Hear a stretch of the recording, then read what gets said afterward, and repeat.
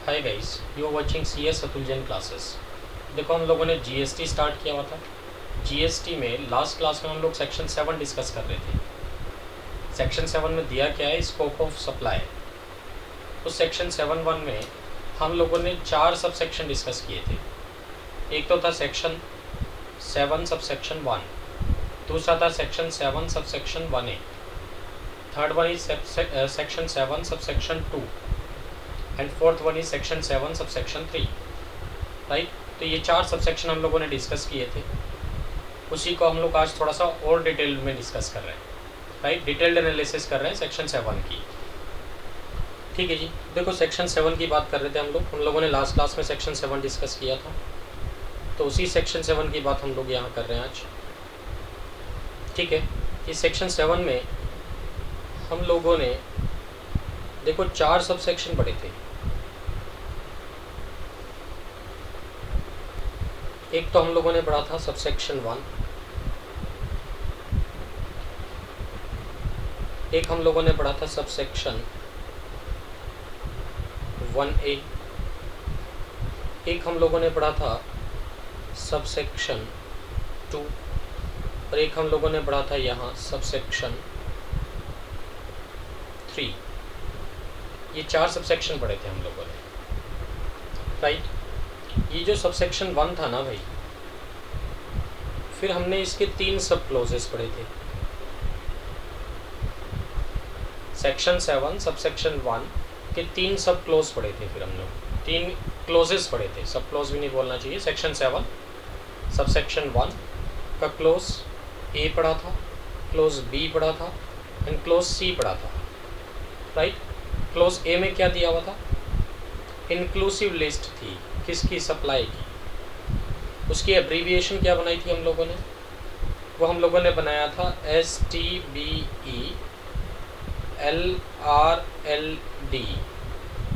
ठीक है। तो ये इंक्लूसिव लिस्ट दी हुई थी सप्लाई की। इसमें हम लोग क्या क्या काउंट करते थे।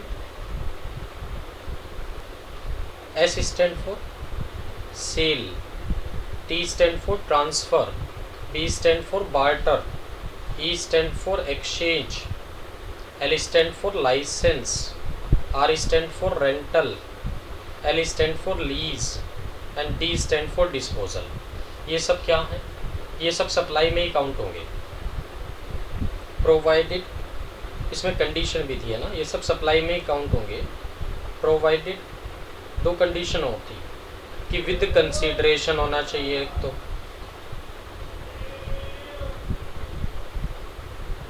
ठीक है जी, एंड प्लस इन कोर्स और फर्दरेंस ऑफ बिजनेस होना चाहिए।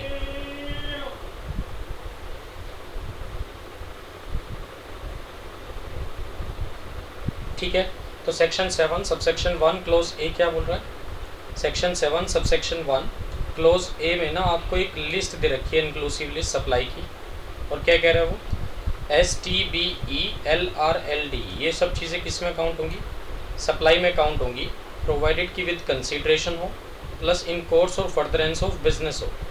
ये दोनों कंडीशन सेटिस्फाई होंगी तो सप्लाई में काउंट होगा, वरना नहीं होगा। इट मीन्स अगर कंसीडरेशन नहीं है तो 7(1)A के अकॉर्डिंग अगर हम चलें तो वो सप्लाई में काउंट नहीं होगा। ठीक है।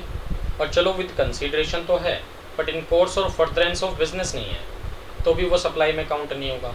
और ये इन कोर्स और फर्दरेंस ऑफ बिजनेस किसके पॉइंट ऑफ व्यू से देखना है, सप्लायर के पॉइंट ऑफ व्यू से देखना है भाई। ठीक है। तो इन कोर्स और फर्दरेंस ऑफ बिजनेस भी होना चाहिए किसके पॉइंट ऑफ व्यू से, सप्लायर के पॉइंट ऑफ व्यू से। डन। अब सपोज करो मैं मोबाइल में डील करता हूँ और मैं आपको अपना पर्सनल कंप्यूटर बेच रहा हूँ, तो क्या इन कोर्स और फर्दरेंस ऑफ बिजनेस है, नहीं है। इट मीन्स वो सप्लाई में काउंट नहीं होगा। तो इन कोर्स और फर्दरेंस ऑफ बिजनेस होना चाहिए, वो भी सप्लायर के पॉइंट ऑफ व्यू से, और कंसीडरेशन भी होना चाहिए। दोनों कंडीशन चाहिए सेक्शन 7(1)A के लिए, राइट। फिर हम लोगों ने डिस्कस किया था, देखो सेक्शन 7(1)B। 7(1)B क्या बोलता था, ये बात करता था भाई इंपोर्ट ऑफ सर्विसेज की, इंपोर्ट ऑफ सर्विसेज की बात करता था कि अगर आपने सर्विसेज इंपोर्ट की हैं ठीक है, वो भी विद कंसीडरेशन। इसमें भी क्या था बात, विद कंसीडरेशन वाली बात थी कि इंपोर्ट ऑफ सर्विसेज की हैं विद कंसीडरेशन। और इसमें एक चीज़ और थी कि इन कोर्स,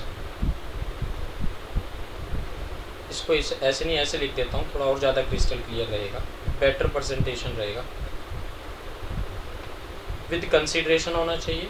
और साथ में बात क्या थी, इन कोर्स और फर्दरेंस ऑफ बिजनेस, चाहे हो चाहे ना हो, दोनों ही केसेस में सप्लाई में काउंट होगा, राइट। तो 7(1)(a) के लिए कंसीडरेशन भी होना ज़रूरी था और in course of furtherance of business भी होना ज़रूरी था।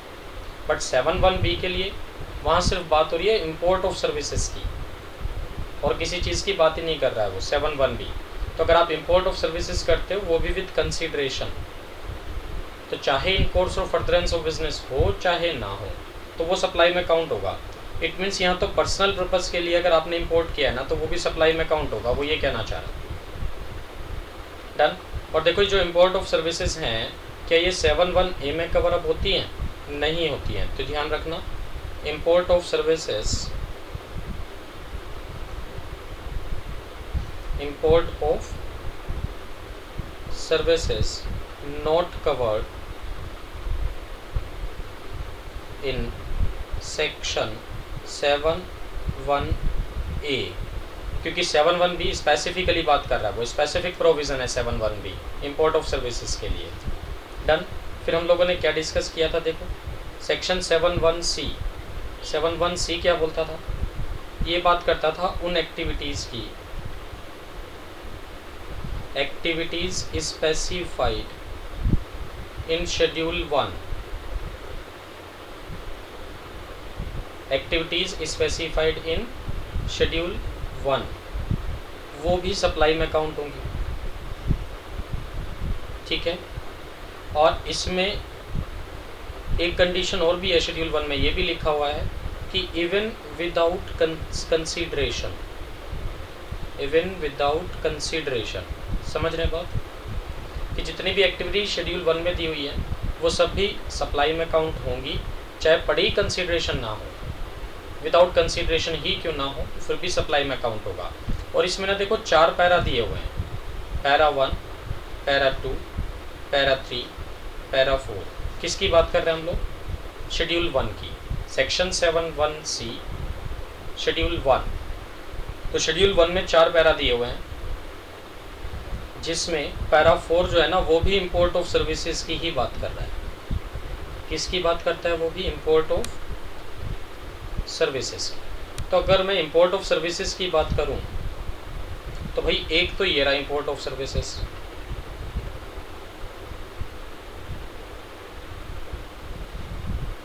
ठीक है जी, एक तो ये रहा इंपोर्ट ऑफ सर्विसेज। और दूसरा, एक तो मतलब 7(1)(b) में है इंपोर्ट ऑफ सर्विसेज की बात, और एक सेक्शन 7(1)(c) जो कि हमें कहाँ लेके गया है, शेड्यूल 1 के पैरा 4 में भी इंपोर्ट ऑफ सर्विसेज की ही बात है। तो आज हम ये इंपोर्ट ऑफ सर्विसेज को पहले डिटेल में डिस्कस करेंगे। डन। तो इंपोर्ट ऑफ सर्विसेज की बात कहाँ कहाँ दी हुई है, एक तो सेक्शन 7(1)(b) में और एक शेड्यूल 1 के पैरा 4 में, ठीक है। चलो इंपोर्ट ऑफ सर्विसेज पे बाद में आएंगे, भी पहले यही सेक्शन कंप्लीट करते हैं हम लोग। तो सब सेक्शन 1A में हम लोगों ने क्या डिस्कस किया था भाई, सब सेक्शन 1A क्या बोलता था, सब सेक्शन 1A ये बोलता था कि जितनी भी एक्टिविटीज़ किसकी हैं, ऑफ शेड्यूल 2 की हैं, ठीक है। शेड्यूल 2 में क्या दे रखा है, सेक्शन सब सेक्शन 1A बोल रहा है कि शेड्यूल 2 में क्या दे रखा है कि इन वाली एक्टिविटीज़ को या ट्रांजैक्शंस को हम लोग सप्लाई ऑफ गुड्स में काउंट करेंगे या सप्लाई ऑफ सर्विसेज में काउंट करेंगे, ये बता रहा है बस। शेड्यूल 2 में तो क्या दिया हुआ है कि स्पेसिफाइड ट्रांजैक्शंस या एक्टिविटीज़ को सप्लाई ऑफ गुड्स में काउंट करें या सप्लाई ऑफ सर्विसेज में काउंट करें, ठीक है जी। फिर हम लोगों ने डिस्कस किया था, देखो ये सब सेक्शन 2 है ना, ये सब सेक्शन 2 को ऊपर ले जाता हूँ। देखो मैं सब सेक्शन 2 में हम लोगों ने क्या पढ़ा था, सबसे पहली चीज़ ये सब सेक्शन 2 ना प्रीवेल कर रहा था, किस पे, will prevail over sub section 1, ठीक है, सबसेक्शन 2 प्रिवेल कर रहा था किस पे, सबसेक्शन 1 पे। और क्या लिखा था जी सबसेक्शन 2 में, सबसेक्शन 2 में क्या दिया हुआ था, सबसेक्शन 2 में लिखा था कि भाई जितनी भी एक्टिविटीज़ शेड्यूल 3 की है ना, जितनी भी एक्टिविटीज़ शेड्यूल 3 की हैं, या फिर वो एक्टिविटीज़ जो सेंट्रल गवर्नमेंट, स्टेट गवर्नमेंट या लोकल अथॉरिटी परफॉर्म कर रही है, ठीक है, एज पब्लिक फंक्शन, उसको हम लोग कहाँ काउंट करेंगे, neither as supply of goods, neither supply of goods nor supply of service. ठीक है, तो एक्टिविटीज़ जो दी हुई है शेड्यूल 3 में, ना तो वो सप्लाई ऑफ गुड्स में काउंट होंगी, ना ही वो सप्लाई ऑफ सर्विसेज में काउंट होंगी। इट मीन्स ये सप्लाई में काउंट ही नहीं होगा, इट मीन्स इन पे जीएसटी नहीं लगेगा, नो जीएसटी। क्लियर है बात। फिर हम लोगों ने सबसेक्शन 3 में क्या पढ़ा था, सेक्शन 7 सबसेक्शन 3 में हम लोगों ने पढ़ा था कि भाई government on recommendation of GST council, on recommendation of GST Council by notification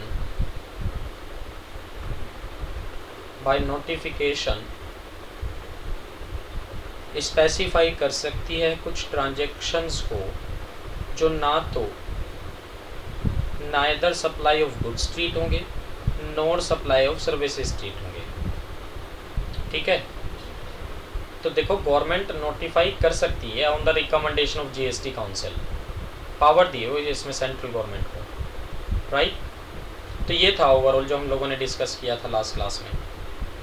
तो इसको जूम इन करके दिखाता हूँ आपको किस तरह से चल रहा था ये हमारा चार्ट सेक्शन 7 वाला।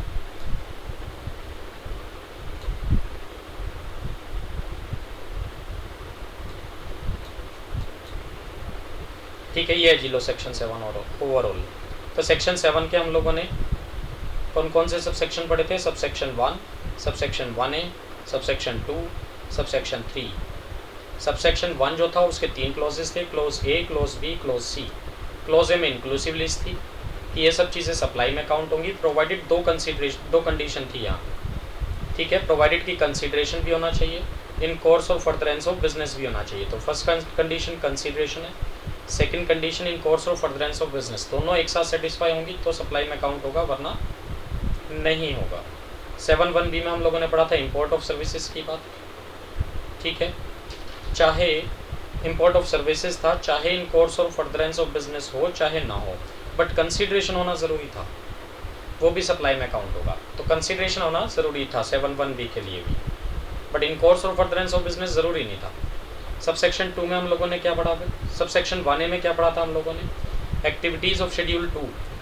तो शेड्यूल 2 में ये स्पेसिफाई कर रखा है कि इन एक्टिविटीज़ या ट्रांजैक्शंस को सप्लाई ऑफ गुड्स में ट्रीट करें या सप्लाई ऑफ सर्विसेज में। फिर सबसेक्शन 2 में हम लोगों ने क्या पढ़ा कि जो सबसेक्शन 2 है प्रीवेल करेगा सबसेक्शन 1 पे। तो इट मीन्स कोई भी एक्टिविटी अगर शेड्यूल 3 में चली गई, या फिर वो एक्टिविटीज जो सेंट्रल गवर्नमेंट, स्टेट गवर्नमेंट या लोकल अथॉरिटी कर रही है वाइल परफॉर्मिंग पब्लिक फंक्शन, तो ना तो वो सप्लाई ऑफ गुड्स है ना वो सप्लाई ऑफ सर्विसेज है, मतलब जीएसटी में काउंट ही नहीं होगा, राइट। उसके बाद हम लोगों ने पढ़ा सबसेक्शन 3 कि गवर्नमेंट नोटिफाई कर सकती है कुछ ट्रांजैक्शंस को जो ना तो सप्लाई ऑफ गुड्स में जाएंगी ना ही सप्लाई ऑफ सर्विसेज में जाएंगी। ठीक है, तो आज हम लोगों का फोकस है देखो इंपोर्ट ऑफ सर्विसेज पे।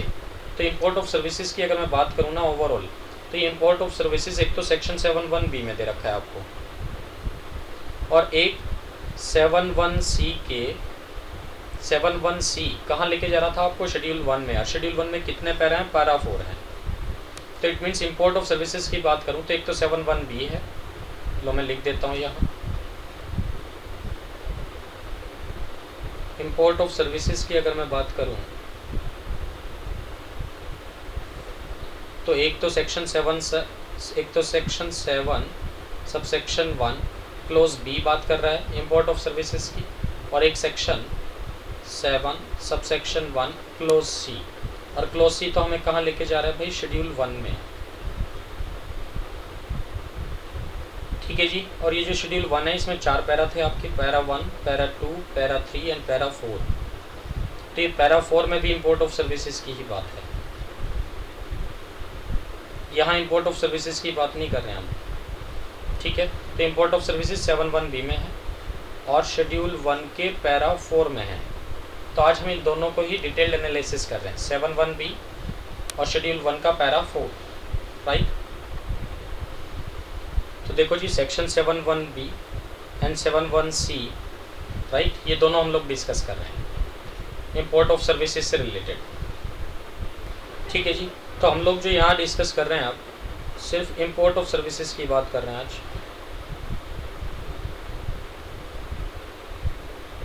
Import of services 7(1)(b), 7(1)(c), right, ठीक है।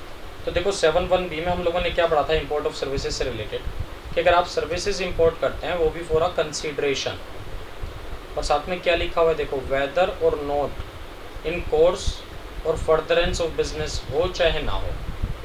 तो इन कोर्स और फर्दरेंस ऑफ बिजनेस चाहे ना हो या ना हो, विद कंसीडरेशन अगर है इंपोर्ट ऑफ सर्विस तो वो सप्लाई में काउंट होगा और जीएसटी भी जाएगा उसमें। और 7(1)(c) क्या कहता था, 7(1)(c) बोलता था कि वो एक्टिविटीज जो शेड्यूल 1 में दे रखी हैं चाहे पड़े ही विदाउट कंसीडरेशन हो, विदाउट कंसीडरेशन की बात कर रहा है, विद कंसीडरेशन की बात कर रहा है शेड्यूल 1, इवन विदाउट कंसीडरेशन की बात कर रहा है वो। इट मीन्स अगर आप इंपोर्ट ऑफ सर्विसेज करते हैं विद कंसीडरेशन करते हैं तो 7(1)(b) में जा रहे हैं, और विदाउट कंसीडरेशन करते हैं तो 7(1)(c) में जा रहे हैं, ठीक है जी, ठीक है जी।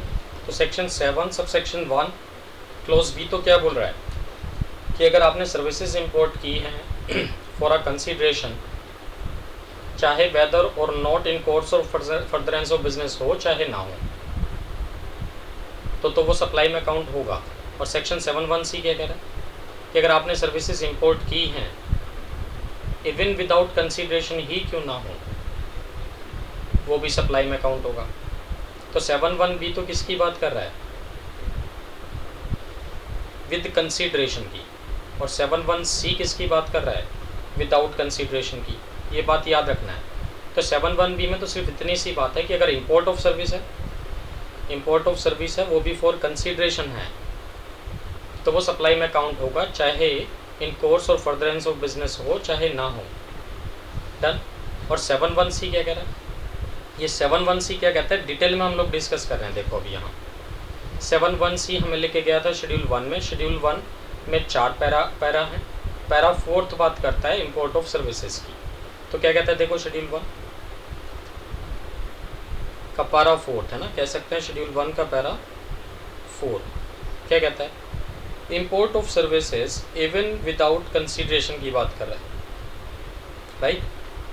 Even without consideration, any services imported by a taxable person, any service imported by a taxable person from related person or from any of his other establishment outside India will attract GST.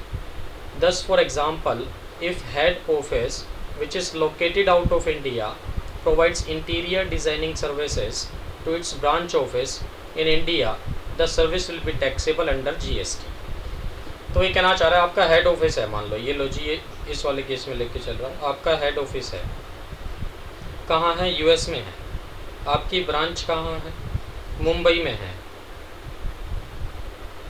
ठीक है। ये head office ना branch को कुछ services दे रहा है, interior designing services कुछ दे रहा है इस तरह की,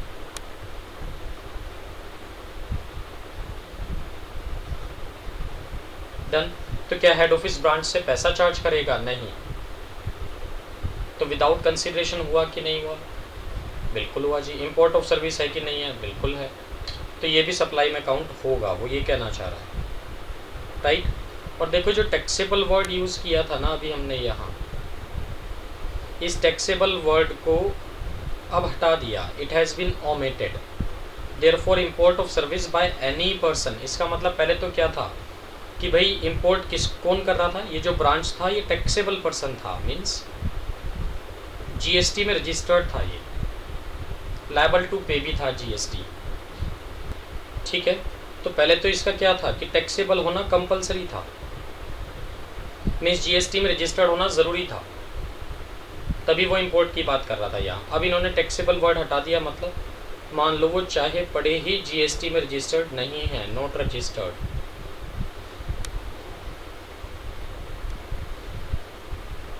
नॉट रजिस्टर्ड, जीएसटी में रजिस्टर्ड नहीं है, ठीक है।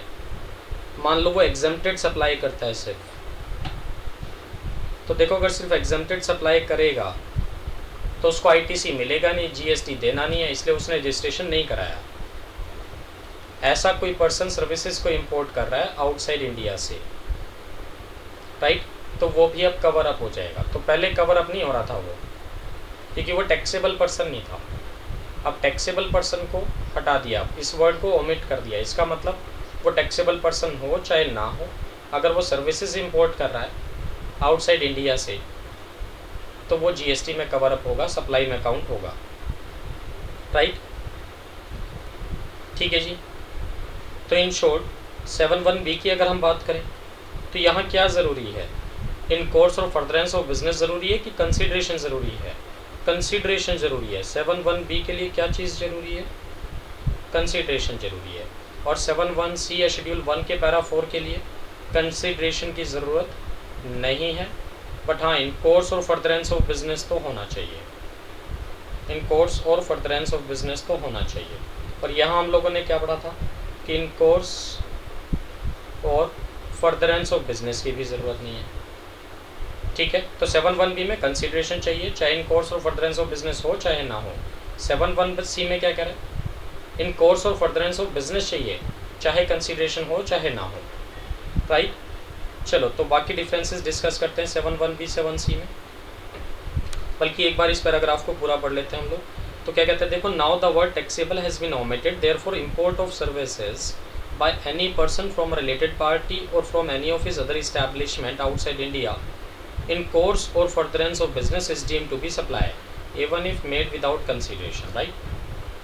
This amendment is to ensure that import of services by entities which are not registered under GST, कहते हैं जो GST में रजिस्टर्ड नहीं हैं, for example they are making only exempted supplies, उनको भी कवर अप करना था, but are otherwise engaged in business activity, कि जीएसटी में रजिस्टर्ड तो नहीं है बट बिजनेस एक्टिविटी में इन्वॉल्व हैं वो, तो उनको कवर अप करना था।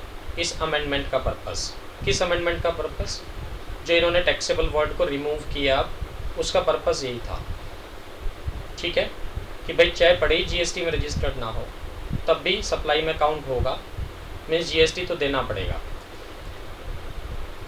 ठीक है भाई। तो देखो डिफरेंसेस देखते हैं। कंसीडरेशन की अगर हम बात करें तो 7(1)(b) में चाहिए, बिल्कुल चाहिए। 7(1)(c) में चाहिए, नहीं चाहिए। In course of furtherance of business की बात करूँ तो 7(1)(b) में चाहिए, नॉट कंपलसरी। इट मीन्स वहाँ तो अगर पर्सनल पर्पसेस के लिए सर्विसेज इंपोर्ट करोगे ना आप 7(1)(b) में, तो भी सप्लाई में काउंट होगा। और 7(1)(c) में चाहिए, in course of furtherance of business, बिल्कुल चाहिए। नेक्स्ट पॉइंट में आते हैं, फ्रॉम रिलेटेड पर्सन और from any of his other establishment वाली बात 7(1)(c) में तो है बट 7(1)(b) में नहीं है। तो इसका मतलब 7(1)(b) में तो चाहे आप किसी से भी इंपोर्ट करें, और 7(1)(c) में किसकी बात हो रही है, या तो फ्रॉम रिलेटेड पार्टीज़ की या from any of his other establishments की, right. Recipient should be a taxable person, 7(1)(b) में नॉट रिक्वायर्ड, 7(1)(c) में पहले था, अब ज़रूरत नहीं है 2019 के बाद। इंपोर्ट ऑफ सर्विसेज की बात दोनों में ही है, 7(1)(b) में भी है और 7(1)(c) में भी है, ठीक है जी। तो देखो डिफरेंस 7(1)(b) 7(1)(c में एक बार डायग्रामेटिक वे में भी देख लेते हैं। इंपोर्ट ऑफ सर्विसेज की बात हो रही है। टू कंक्लूड, कंक्लूजन क्या निकलता है कि इंपोर्ट ऑफ सर्विसेज की बात दो जगह हो रही है, एक सेक्शन 7 सबसेक्शन 1 क्लोज बी में, एक section 7 subsection 1 clause C plus schedule 1 में। शेड्यूल 1 की तो 4 पैरा हैं, जिसमें से पैरा 4 बात करता है इंपोर्ट ऑफ सर्विस की। तो 7(1)(b) तो क्या कहता है कि अगर विद कंसीडरेशन है, import of service with consideration है, चाहे in course of furtherance of business हो चाहे ना हो, तो वो तो सप्लाई में काउंट होगा, 7(1)(b) कहता है। और 7(1)(c) प्लस शेड्यूल 1 की अगर हम बात करें, वो कहता है चाहे पड़ी विदाउट कंसीडरेशन हो, विदाउट कंसीडरेशन है। अब इन कोर्स और फर्दरेंस ऑफ बिजनेस है अगर, तब तो वो सप्लाई में काउंट होगा, अदरवाइज का मतलब अगर वो नॉट इन कोर्स और फर्दरेंस ऑफ बिजनेस है तो वो सप्लाई में काउंट नहीं होगा, नॉट अ सप्लाई, राइट। ठीक है जी, तो ये तो इम्पोर्ट ऑफ सर्विसेज की बात खत्म हो गई हमारी यहाँ। अब देखो एक बार सेक्शन 7 देख लेते हैं, हम लोगों ने क्या पढ़ा था सेक्शन 7 में। सेक्शन 7(1)(a) जो था ना, ये सेक्शन 7(1)(a) की दो मेन इंपॉर्टेंट कंडीशन थी। नंबर 1 विद कंसिडरेशन होना चाहिए, इन कोर्स और फर्दरेंस ऑफ बिजनेस होना चाहिए। तो 7(1) ये बोलता था 7(1)(a) कि विद कंसिडरेशन है तो सप्लाई में काउंट करेंगे, और अगर कंसिडरेशन नहीं है तो वो सप्लाई में काउंट नहीं होगा 7(1)(a) में। बट ऐसा नहीं कि सप्लाई में काउंट ही नहीं होगा, 7(1)(a) में नहीं जाएगा, बट हाँ 7(1)(c) में कवर अप हो सकता है। तो ये 7(1)(c) किसके लिए था भाई? 7(1)(c) जैसा अभी हम लोग डिस्कस कर रहे थे कि शेड्यूल 1 की जितनी भी एक्टिविटीज़ हैं वो चाहे पड़ी विदाउट कंसिडरेशन हो बट सप्लाई में काउंट होंगी। तो इसी में तो वो 4 पैरा हैं आपके, para 1, para 2, para 3, para 4। Para 4 में इंपोर्ट ऑफ सर्विसेज की बात है ना। तो विद कंसिडरेशन तो 7(1)(a) में चले गए, विदाउट कंसिडरेशन है तो 7(1)(c) में जाएंगे। और देखो 7(1)(a) में इंपोर्ट नहीं है, इंपोर्ट के लिए कहाँ जाना है, या तो 7(1)(b) में या 7(1)(c) में। चलो इन कोर्स और फर्दरेंस ऑफ बिजनेस की अगर मैं बात करूँ तो इन कोर्स और फर्दरेंस ऑफ बिजनेस है तो 7(1)(a) में जाओगे, और अगर नॉट इन कोर्स और फर्दरेंस ऑफ बिजनेस है तो वो 7(1)(a) में तो कवर अप नहीं होगा, बट 7(1)(b) में कवर अप हो सकता है। तो 7(1)(b) में क्या पढ़ा था हम लोगों ने? 7(1)(b) में तो इंपोर्ट ऑफ सर्विस की बात है, सिर्फ इंपोर्ट ऑफ सर्विस की बात है, और वो भी विद कंसीडरेशन है ना, विद कंसीडरेशन, चाहे इन कोर्स और फर्दरेंस ऑफ बिजनेस हो चाहे ना हो। तो 7(1)(a) का क्या क्रक्स निकल रहा है अब? 7(1)(a) की कह रहा है अब कि भाई अगर विद कंसीडरेशन है, इन कोर्स और फर्दरेंस ऑफ बिजनेस भी है, तो 7(1)(a) में ही चले जाओगे आप, सप्लाई काउंट होगा वो, ठीक है। बट अगर 7(1)(a) में क्या कह रहा है वो? विद कंसीडरेशन तो है बट नॉट इन कोर्स और फर्दरेंस ऑफ बिजनेस है, तो फिर 7(1)(b) में जा सकते हैं आप। और 7(1)(b) में सिर्फ और सिर्फ इंपोर्ट ऑफ सर्विसेज के केस में ही तो जाओगे, अदर्स केसेस में नहीं जाओगे। तो इंपोर्ट ऑफ सर्विस है तो 7(1)(b) में कवर अप हो जाओगे, अदरवाइज वो सप्लाई में काउंट नहीं होगा। और अगर विदाउट कंसीडरेशन है, विदाउट कंसीडरेशन है और इन कोर्स और फर्दरेंस ऑफ बिजनेस भी है, तो आप 7(1)(c) में कवर अप हो सकते हैं। 7(1)(c) में किसकी बात है? 7(1)(c) में तो शेड्यूल 1 की एक्टिविटीज़ की बात है सारी। ये था जी सेक्शन 7 पूरा जो हम लोगों ने डिस्कस किया, ठीक है।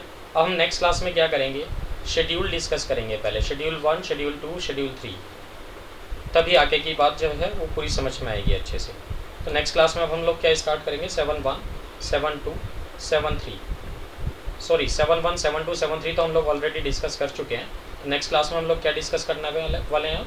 शेड्यूल 1, शेड्यूल 2, शेड्यूल 3 कि शेड्यूल 1 की कौन सी एक्टिविटीज़ हैं, शेड्यूल 2 की कौन सी एक्टिविटीज़ हैं और शेड्यूल 3 की कौन सी एक्टिविटीज़ हैं, राइट। तो आज के लिए हम लोग इतना ही रखते हैं। ये वीडियो आपको पसंद आया तो लाइक करें और हमारे channel CS Atul Jain classes को सब्सक्राइब करें। Thanks for watching CS Atul Jain classes.